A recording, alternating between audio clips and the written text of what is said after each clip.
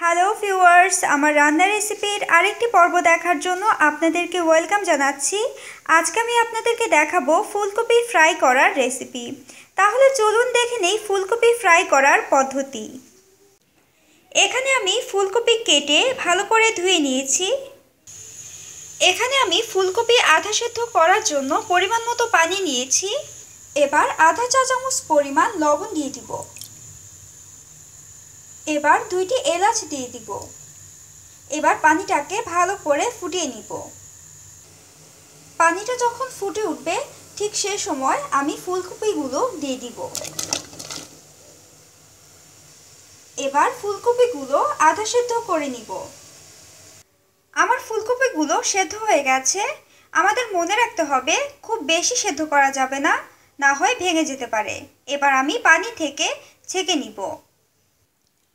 এবার আমি 1 টেবিল চামচ পরিমাণ পেঁয়াজ বাটা দিয়ে দিব। 1 চা চামচ পরিমাণ রসুন বাটা, 1 চা চামচ পরিমাণ আদা বাটা এবং 1 চা চামচ পরিমাণ টক দই দিয়ে দিব। এবার দিয়ে দিব আধা চা চামচ পরিমাণ মরিচ গুঁড়ো, 1 চা চামচ পরিমাণ জিরার গুঁড়ো এবং স্বাদমতো লবণ। লবণটা খুব বেশি পরিমাণে দেওয়া যাবে না, কারণ আমি যখন ফুলকপিটা সেদ্ধ করেছিলাম তখন লবণ দিয়েছি, তাই এখন আমি স্বাদ অনুযায়ী লবণটা ইউজ করব। এবার সব মশলার সাথে ফুলকপিটাকে মেখে নিব।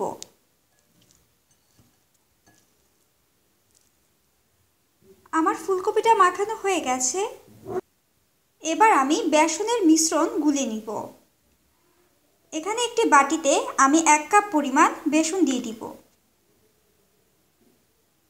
1 টেবিল চামচ পরিমাণ চালের গুঁড়ি দিয়ে দিব। এবার আধা চা চামচ পরিমাণ চাট মশলা দিয়ে দিব। স্বাদমতো লবণ দিয়ে দিব। আধা চা চামচ পরিমাণ হলুদ গুঁড়ো দিয়ে দিব। এবার সবকিছু একসাথে মিক্স করে নিব।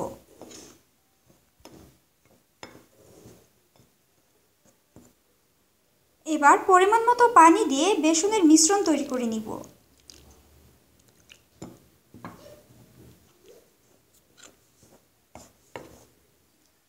আপনারা দেখতে পাচ্ছেন আমার বেসনের মিশ্রণটি রেডি হয়ে গেছে। ঠিক এরকম ঘন একটি মিশ্রণ তৈরি করতে হবে। এখানে একটি ফ্রাইং প্যানে আমি পরিমাণ মতো সয়াবিন তেল গরম করে নিয়েছি। এবার ফুলকপি বেসনের মধ্যে এভাবে ডুবিয়ে নিব।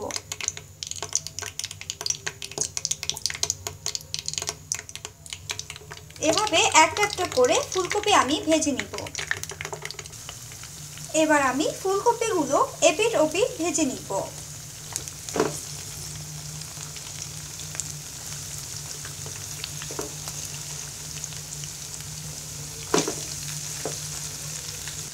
আমার ফুলকপির পাকোড়া হয়ে গেছে। এবার আমি তেল থেকে উঠিয়ে পরিবেশন করব। সো ডিয়ার ভিউয়ার্স, হয়ে গেছে আমার ফুলকপি ফ্রাই করার রেসিপি। আশা করি আপনাদের আমার রেসিপিটি ভালো লেগেছে। আমার আরও নতুন নতুন রেসিপি যদি আপনাদের ওয়ালে পেতে চান তাহলে আমার চ্যানেলটি সাবস্ক্রাইব করুন। তাহলে আমার সব রেসিপি আপনাদের ওয়ালে পৌঁছে যাবে। সো প্লিজ সাবস্ক্রাইব রান্না রেসিপিস।